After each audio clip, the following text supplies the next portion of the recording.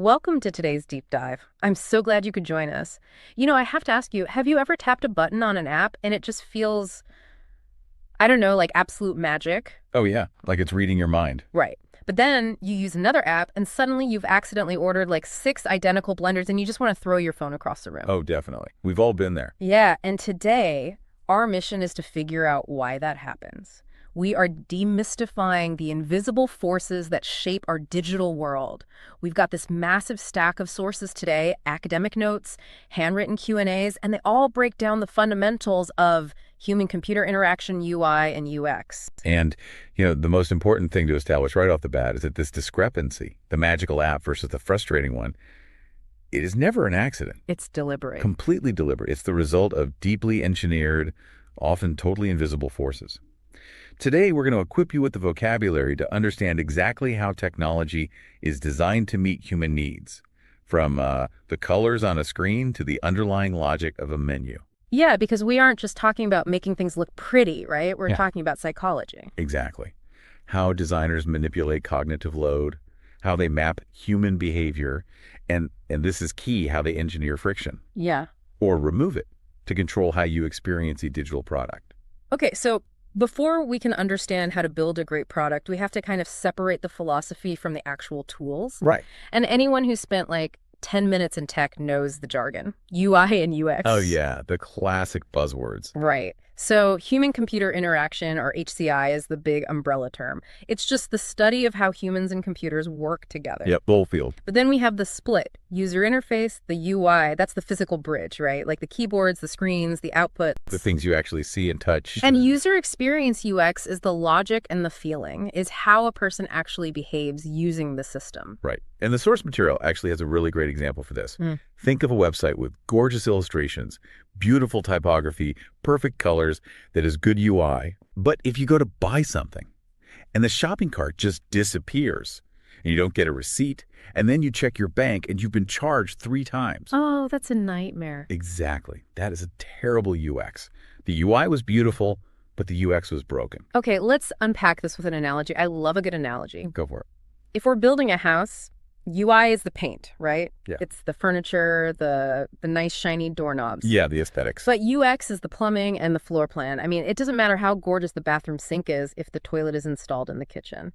Yes, that's a perfect analogy. And honestly, it really highlights why those two roles are so different in the industry. How so? Well, UI designers, they're focusing on the typography, the colors, those high-fidelity mockups. Yeah. They're making the paint look good. Right. But UX designers, they're entirely focused on user journeys, wireframes, and just removing friction. They're laying out the floor plan so you don't walk into a wall. Okay, so if UX is the plumbing, how do designers make sure the experience actually flows smoothly for everyone? Well, that brings us to the golden rules of the user's brain, the principles that dictate human behavior. Let's get into it. So first up is usability.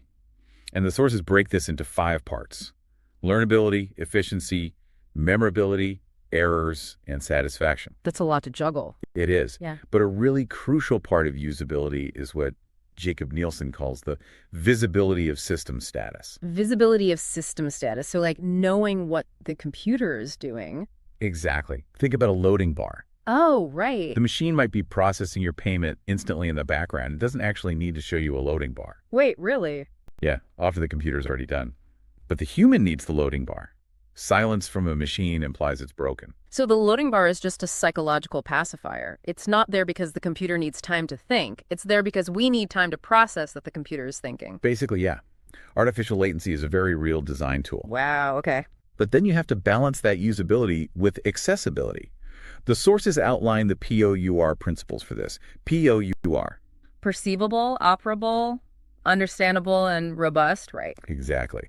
And this means providing alternatives, Yeah. like high contrast modes for low vision, or making sure a site can be navigated using only a keyboard for people who can't use a mouse. Right. Screen reader compatibility, all that. Yep. But this creates a really interesting tension with the third golden rule, which is simplicity.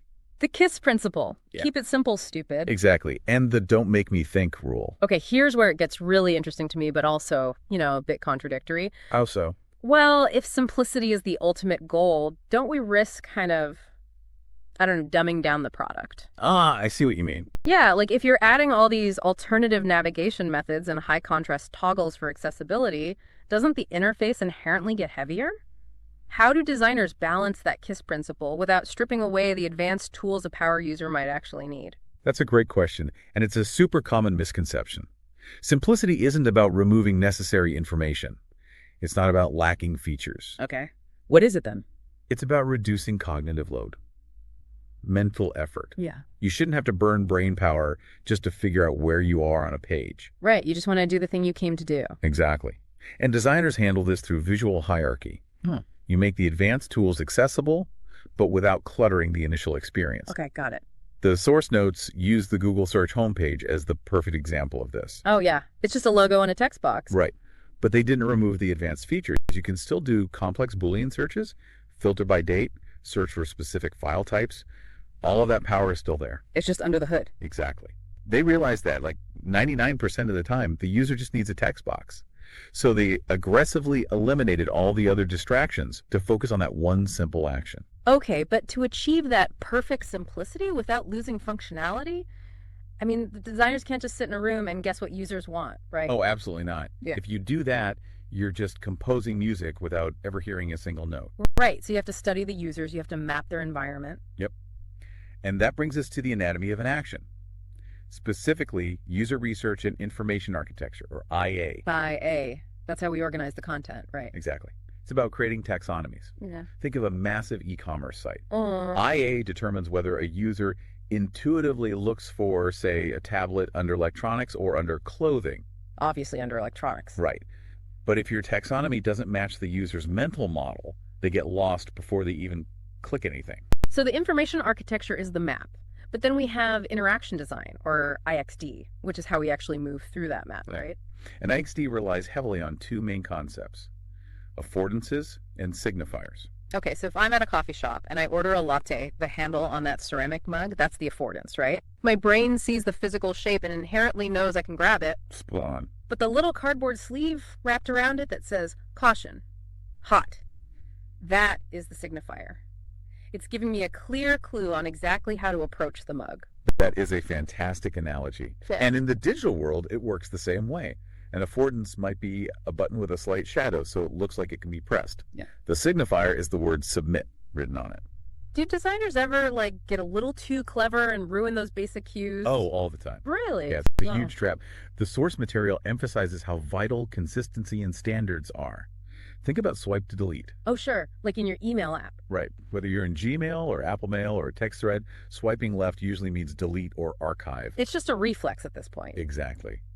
But when designers try to be trendy and change that, say, suddenly swiping left means reply, it breaks that expected cue. And your cognitive load spikes because you have to learn a whole new rule. Exactly. You want actions to feel intuitive, and a huge part of that is micro-interactions. Micro-interactions, like little animations. Yeah, the sources mention Instagram's double tap heart animation. Oh, I love that. You tap a picture twice, and the big heart pops up for a second. Right.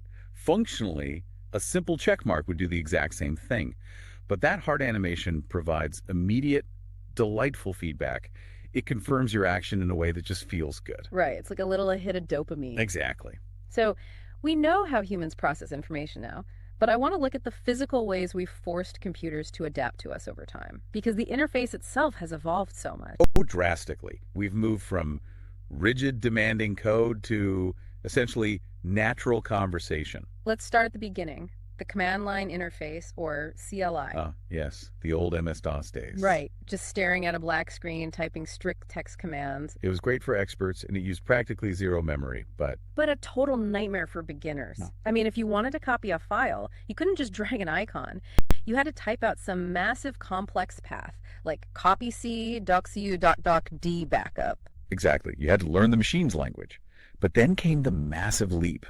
The graphical user interface, the GUI. The classic WebMP model. Windows, icons, menus, pointer. Right. And this changed everything because it shifted the cognitive burden from the human to the machine.